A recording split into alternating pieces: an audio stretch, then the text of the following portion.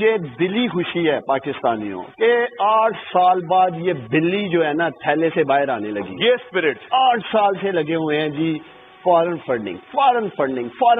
پہلے تو میں ہاتھ جوڑ کے میرے بھائیوں آپ سے یہ اپیل کرتا ہوں، یہ ممنوع جوڑنے ہاتھ میں خود الیکشن کمیشن تسلیم کر چکا ہے. اور میرے بھائی پہلے یہ فارن فنڈنگ کی کچھ اور کانسیکوینسز ہیں نا.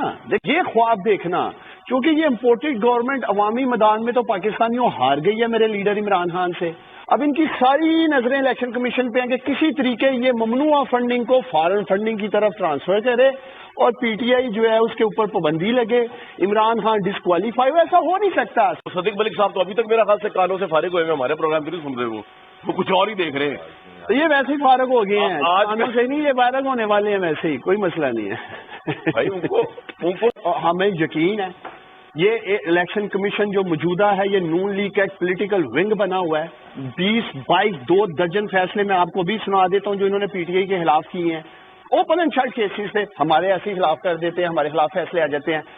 جو کہ ڈاکٹر مصدق ملک نے اگر پاکستانیوں ان کو لکھ کے بھیج دیا ہوا یہ فیصلہ کہ آپ نے صرف سنانا ہے، اس میں فنڈنگ بنا دیں گے اور وہ پیسے واپس جمع کرا دیں ہمیں.